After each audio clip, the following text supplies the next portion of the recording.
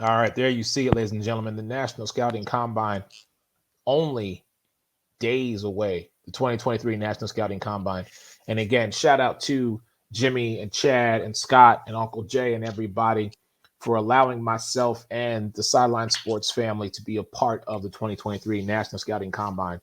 So let's get to the next matchup. And this is one that I'm very curious to hear from people about, because this one I think is going to be maybe a head scratcher.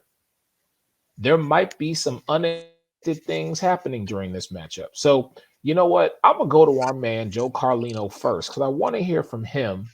He is down south, and the Jaguars, even though he's in the NFC with his Atlanta Falcons, but this is Doug Peterson, Trevor Lawrence, Christian Kirk, Travis Etienne, and that Jacksonville Jaguars. So, Joe, man, do it up, brother. Let's hear your thoughts on this.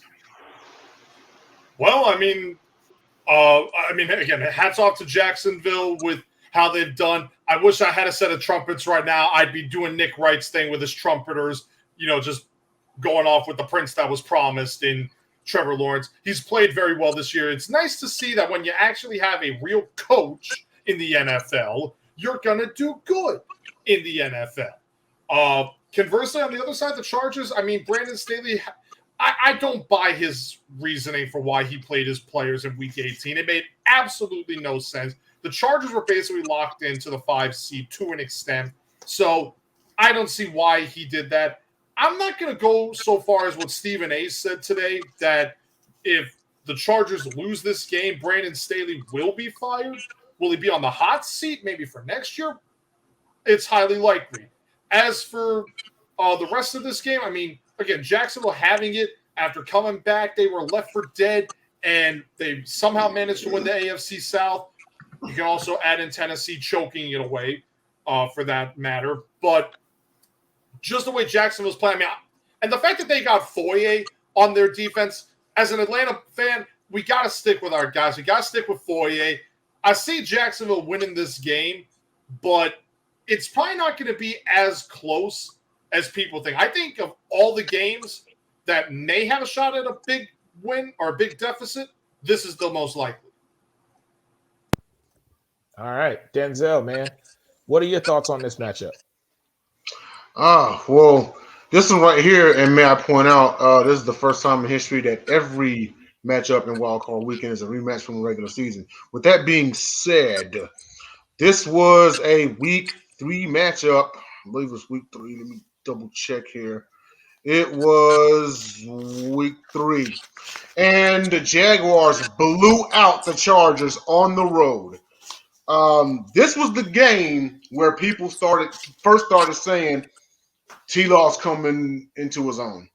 This is his coming out party, and he just may be the guy that they wanted him to be when they drafted him. Of course, the rest of the season had to happen. I will say this much, and that is, since that game, the Chargers have been a better team. They've been a much improved team. Jacksonville fell by the wayside, then had to climb their way out of a hole to win the division, albeit in a bad division. But props to them. They won a division. They made the postseason.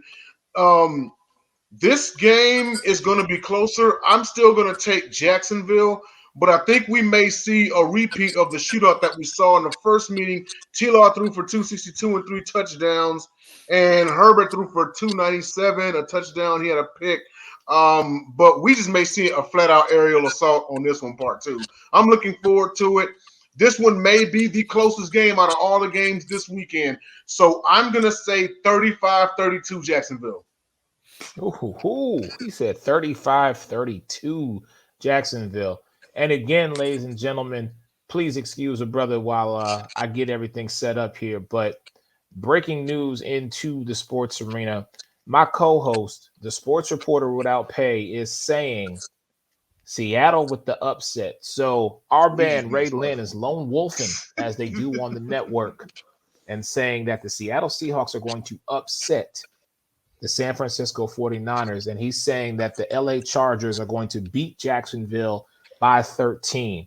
Will Vogel, what say you, my brother? So I got to experience Trevor Lawrence and Travis Etienne firsthand, being a Clemson fan. because I live near South Carolina. I live in North Carolina. Both teams are fun to watch. You got Trevor Lawrence. You got Travis Etienne. You got a good young defense with Trayvon Walker and a bunch of others. Foyesay, like our guy Joe said, I love Foyesay. He's a beast. Even though he was a Falcon and I'm a Panther fan, Foyesay's a beast. Anyway, Herbert on the other side, he's a good player. You got Austin Eckler. I heard Bosa may come back. I don't really know the whole story. But I just think Jacksonville, even though they barely squeaked by, is going to win this game by 7. And it is awesome to see the Jaguars turn it around after having 2 straight number 1 picks, Trayvon Walker and then Trevor Lawrence. And everyone's like, oh my gosh, Trevor's coming into his own. I believed in Trevor, and I agree with Joe. The problem with Trevor year 1 was Urban Meyer. And you bring in Doug Peterson from Philly, and he coaches him to excellence. So I've got the Jags by 7. All right. Listen, for me, it's a tale of 2 teams. Even though the Chargers lead the all-time series against the Jaguars 9-4, and they've won 2 of the past 3, there's just something different about Jacksonville this year, and we know that. And I completely agree with Will. It falls on the fact that he actually has a coach. A coach, but ladies and gentlemen, if you know me, you know I'm very familiar with. So I look at Justin Herbert, the talent that he is, but I look at Brandon Staley and say, do you not understand that you have Austin Eckler? Do you not understand that you have a Keenan Allen? Like, these are supposed to be the quarterback, running back, wide receiver tandems that teams want, and that teams just they are, when they have that combination, it's like, oh, we gonna take over the world. Meanwhile, you have, like I said before, you got Trevor Lawrence, you got Travis Etienne, and you got Christian Kirk, along with others. And this is just offensively. But there's something about those 3.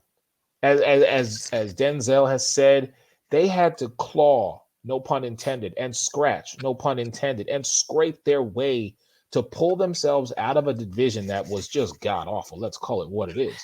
But the fact of the matter is, they're there. They beat Tennessee, the team that was supposed to be the team that was going to win this division. So for me, it's really only one team. It's the Jacksonville Jaguars. That is my pick to win Wild Card Weekend against the LA Chargers. John Shear, you're up. Yeah, so, I mean, Trevor Lawrence is going to have to wait at least one more week before him and his team head into the offseason, looking to go get their new weapon, DeAndre Hopkins, to pair him with Calvin Ridley and Trevor Lawrence, and all those other weapons in the offseason. They'll have to wait one more week to start looking towards that because they're going to beat the Chargers. Like Ray is saying, can anybody tell me what they do better? They do everything better. I mean, the Chargers, Austin Eckler, we talk about him. He had less than 1,000 yards in a league where it's easy to get 1,000 yards if you get enough carries. He didn't even hit 1,000 yards. Justin Herbert had over 700 attempts. His team passes the ball like crazy. And what did they do last week in a meaningless game? Oh, that's right. They went and got Mike Williams hurt, and now you don't know if Mike Williams is going to play because he has a back injury. Rashawn Slater hasn't even been activated yet. Like, you don't even know if he's going to play. Probably doesn't play, so you're probably not going to have him. Mike Williams is not going to be 100%, which when is he? And Bosa looks like he's going to come back. So those are big things. So Stephen A. Smith saying that, I mean, it's a fireable offense for Staley. Yeah, I agree with that. You went and got Mike Williams hurt a week before the playoffs when 6-5 really doesn't matter. I'd rather have Mike Williams than fight for the 5-6 seed. And you got him hurt. And you have to have him. Like, Jacksonville already proved they're a better team earlier in the season. They beat your ass in your stadium, and now you're going to their stadium. And they've been playing really good football as of late. And this Chargers team, like the Vikings, is fraudulent, and they're going to get exposed. Their defense hasn't been great most of the year. So I think Jacksonville exposes them with their speed, with ETN and his speed. And Trevor Lawrence, he's secretly athletic. Like, we pay attention to the big arm. But, man, that guy can move. Like, that ball can move, man. So Jacksonville, and they're way better head coach. Like, Ray, why don't you go talk about the head coach matchup? Because Doug Peterson's a hell of a lot better coach than that fraud over there in LA. So Jacksonville, give me them by 14. This shouldn't even be a game. The Chargers shouldn't even be on the same field as Jacksonville. Jacksonville's just way better in every aspect.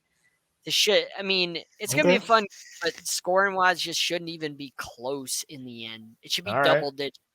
So again, it looks like the sports reporter without pay is Lone Wolf and the LA Chargers. Now, these are just the games on Saturday. We haven't even got into the Sunday matchups. So before we get to those, speaking of the sports reporter without pay, ladies and gentlemen, he's going to be back on Monday doing his thing. Check out Ball Don't Lie.